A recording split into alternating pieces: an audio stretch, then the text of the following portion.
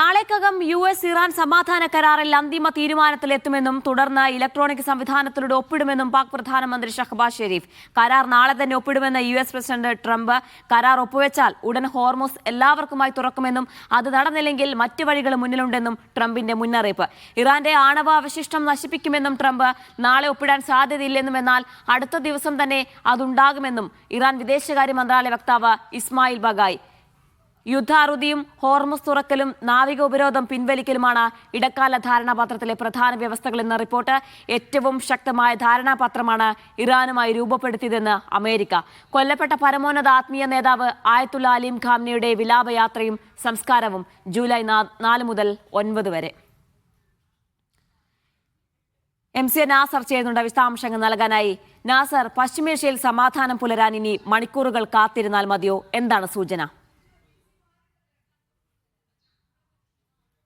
ലഭ്യമാകുന്ന വിവരങ്ങൾ പ്രകാരം നാളെ തന്നെ കരാറിൽ ഒപ്പുവെക്കുമെന്നാണ് ഇപ്പോൾ അമേരിക്കൻ പ്രസിഡന്റ് ട്രംപ് വ്യക്തമാക്കിയിരിക്കുന്നത്. പക്ഷേ ഇറാന്റെ ഭാഗത്തു നിന്ന് വൈകിട്ട് ഉണ്ടായ പ്രതികരണം തികച്ചും വ്യത്യസ്തമാണ്. കാരണം നാളെ എന്തായാലും ഒപ്പുവെക്കാനിടയില്ല. അതേസമയം വരും ദിവസങ്ങളിൽ തന്നെ അത് സംഭവിക്കും എന്ന ഒരു പ്രതീക്ഷയാണ് ഇറാൻ വിദേശകാര്യ മന്ത്രാലയ വക്താവ് ഇസ്മായിൽ ബഗായി നടത്തിയ പ്രതികരണത്തിൽ വ്യക്തമാക്കിയിരിക്കുന്നത്. എന്തായാലും ട്രംപ് വളരെ വിശദമായിട്ടുള്ള ഒരു സമൂഹ മാധ്യമ പോസ്റ്റാണ് ഇപ്പോൾ പങ്കുവച്ചിരിക്കുന്നത്. അതിലാണ് നാളെ തന്നെ കരാർ ഒപ്പുവെക്കും. ആ കരാറിന്റെ അടിസ്ഥാനത്തിൽ ഒപ്പുവെക്കുന്നതോട് കൂടി തന്നെ ഹോർമുസ് കടലിടുക്ക് എല്ലാവർക്കുമായിട്ട് തുറന്നു കൊടുക്കും എന്ന് ട്രംപ് വ്യക്തമാക്കുന്നു. അതുമാത്രമല്ല, നേരത്തെ ഒബാമ ഭരണകൂടം പല നിലയ്ക്കും മില്യൺ കണക്കിന് ഡോളർ ഇറാന് കൈമാറുന്ന ഒരു അവസ്ഥ ഉണ്ടായിരുന്നു. പക്ഷെ താൻ ഒപ്പുവെക്കാൻ പോകുന്ന ഈ കരാറിൽ അങ്ങനെ ഒരു സാമ്പത്തിക ഇടപാടുകളുടെയും പ്രശ്നം തന്നെ ഉദിക്കുന്നില്ല.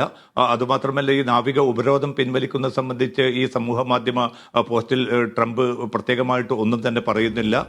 ലബനാൻ അതോടൊപ്പം തന്നെ മറ്റ് ഈ മേഖലയുമായി ബന്ധപ്പെട്ട യുദ്ധങ്ങൾക്ക് അറുതി വരുമോ എന്ന കാര്യത്തിലും ഏറെക്കുറെ മൗനം പാലിക്കുകയാണ് ട്രംപിന്റെ ഈ സമൂഹ മാധ്യമ പോസ്റ്റ്. അപ്പോൾ ഇറാന്റെ താല്പര്യങ്ങളുമായിട്ട് ഒരിക്കലും ഒത്തുചേരാൻ പോകാത്ത വിധത്തിലുള്ള കാര്യങ്ങളാണ് ഇപ്പോൾ ട്രംപ് ഏറ്റവും അവസാനം അദ്ദേഹത്തിന്റെ പ്രതികരണത്തിൽ വ്യക്തമാക്കിയത്. അതുമാത്രമല്ല, വളരെ കൃത്യമായിട്ടുള്ള ഒരു മുന്നറിയിപ്പ് കൂടി നൽകിയിട്ടുണ്ട്. ഈ കരാർ ഒപ്പുവെച്ചാൽ ഉടൻ ഹോർമുസ് തുറന്നുകൊള്ളണം. അതെല്ലാവർക്കുമായിട്ട് തുറക്കുന്നതിന് വളരെ സത്വരമായിട്ടുള്ള, സുഗമമായിട്ടുള്ള, ലളിതമായിട്ടുള്ള നടപടികൾ വേണം എന്നുകൂടിയാണ് നിർദ്ദേശിച്ചിരിക്കുന്നത്.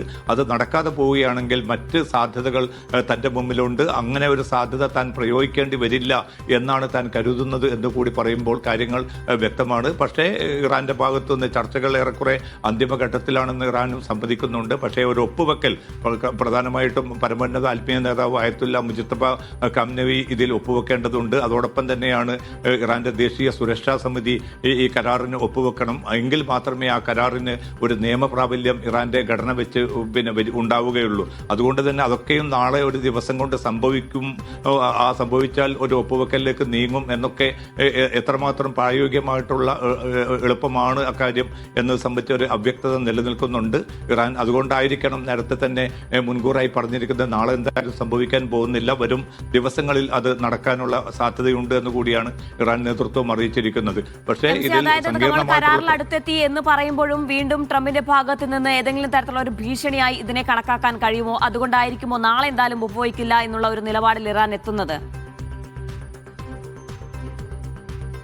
ജീന, കഴിഞ്ഞ കുറേ ആഴ്ചകളായിട്ട് ഈ ചർച്ചകൾ പല തലങ്ങളിൽ നടക്കുകയാണ്. അതിൻ്റെ ഇടയിലാണ് 3 ദിവസം തുടർച്ചയായിട്ട് ഇറാൻ ദ്വീപുകൾക്ക് നേരെയും മറ്റും വ്യാപകമായിട്ടുള്ള സൈനിക നടപടികളുമായിട്ട് അമേരിക്ക മുന്നോട്ട് പോയത്. അതോടുകൂടി മേഖലയിൽ കാലുഷ്യം അതിൻ്റെ വ്യാപ്തിയിലേക്ക് നീങ്ങുന്ന ഒരവസ്ഥയും രൂപപ്പെട്ടിരുന്നു. അതുകൊണ്ട് തന്നെ മേഖലയിലെ പല രാജ്യങ്ങളും, ഖത്തർ, സൗദി അറേബ്യ ഉൾപ്പെടെയുള്ള രാജ്യങ്ങളൊക്കെ വളരെ സജീവമായി തന്നെ പാകിസ്ഥാനോടൊപ്പം ചേർന്ന് ഈ 2 രാജ്യങ്ങളെയും, ഇറാനെയും അമേരിക്കയെയും ആ ചർച്ചയിലേക്ക് കൊണ്ടുവരാനും പരമാവധി വിട്ടുവീഴ്ചകൾ നടത്താൻ ഇരു കൂട്ടരെയും പ്രേരിപ്പിച്ചിട്ടുണ്ട്. ഇപ്പോൾ പോലും കരാറിന്റെ ഉള്ളടക്കം എന്ത് എന്നത് സംബന്ധിച്ച ഒരു കൃത്യമായിട്ടുള്ളൊരു തീരുമാനം അല്ലെങ്കിൽ പ്രഖ്യാപനം ഉണ്ടായിട്ടില്ല. അമേരിക്കൻ മാധ്യമങ്ങൾ അവരുടേതായിട്ടുള്ള ആഖ്യാനങ്ങളായിരുന്നു ഇന്നലെ പകൽ പൂർണ്ണമായിട്ട് നൽകിക്കൊണ്ടിരുന്നത്. പിന്നെ അതോടൊപ്പം തന്നെ ഇറാൻ മാധ്യമങ്ങളാവട്ടെ ഇറാന്റെ മാത്രം താല്പര്യങ്ങൾ ഉൾച്ചേർന്ന ആ കാര്യങ്ങളാണ് ഈ കരാറിലെ പ്രധാനപ്പെട്ട വ്യവസ്ഥകളെന്നും പറഞ്ഞു. ഒടുവിൽ ഈ രണ്ടുപേരും, അമേരിക്കൻ നേതൃത്വവും ഇറാൻ നേതൃത്വവും, വ്യാജ വാർത്തകളാണ് വന്നുകൊണ്ടിരിക്കുന്നത്, തങ്ങൾക്കത് അംഗീകരിക്കാനാവില്ല എന്ന് പറഞ്ഞു. ഇറാൻ വിദേശകാര്യ വിദേശകാര്യമന്ത്രി അബ്ബാസ് അറാഖ്ചി ഈ വ്യാജ വാർത്തകളും അതോടൊപ്പം തന്നെ ആഖ്യാനങ്ങളും എല്ലാവരും നിർത്തിവെക്കണമെന്ന് ആവശ്യപ്പെട്ടു.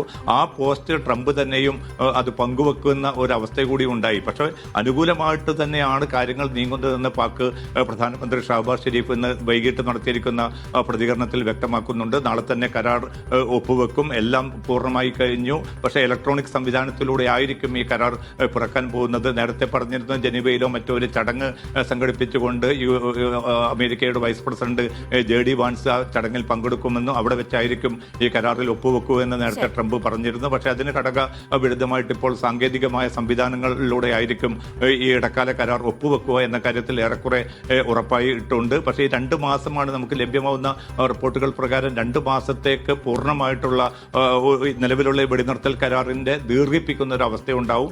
അതിനിടയിൽ പിന്നെ ഈ കരാർ ഒപ്പുവെക്കുന്നതോടുകൂടി ഹോർമസ് സ്വതന്ത്രമായി തുറക്കും. അവിടെ ഫീസ് ഏർപ്പെടുത്തരുത് എന്നൊരു വ്യവസ്ഥ കൂടി കരാറിൽ ഉള്ളതായിട്ട് കേൾക്കുന്നു. പക്ഷെ അതിനും സ്ഥിരീകരണം വന്നിട്ടില്ല. ആ ഒരു സാഹചര്യം പിന്നെ പ്രയോജനപ്പെടുത്തിക്കൊണ്ട് മറ്റ് നടപടികളിലേക്ക് നീങ്ങും. കാരണം നാവിക ഉപരോധം പിൻവലിക്കണം തുടക്കത്തിൽ തന്നെയെന്ന് ഇറാൻ ആവശ്യപ്പെട്ടിട്ടുണ്ട്. അക്കാര്യത്തിൽ ഇപ്പോൾ സമൂഹ മാധ്യമ പോസ്റ്റിൽ ട്രംപ് ഒന്നും തന്നെ പറയുന്നില്ല. അപ്പോൾ അത് ഏതായാലും മണിക്കൂറുകൾ കാത്തിരുന്നാൽ മതി. ഒരുപക്ഷെ പശ്ചിമേഷ്യയിൽ സമാധാനം പുലരാൻ എന്നാണ് നമ്മൾ പ്രതീക്ഷിക്കുന്നത്. അത്തരത്തിലുള്ള സൂചനകളാണ് ലഭിക്കുന്നത്.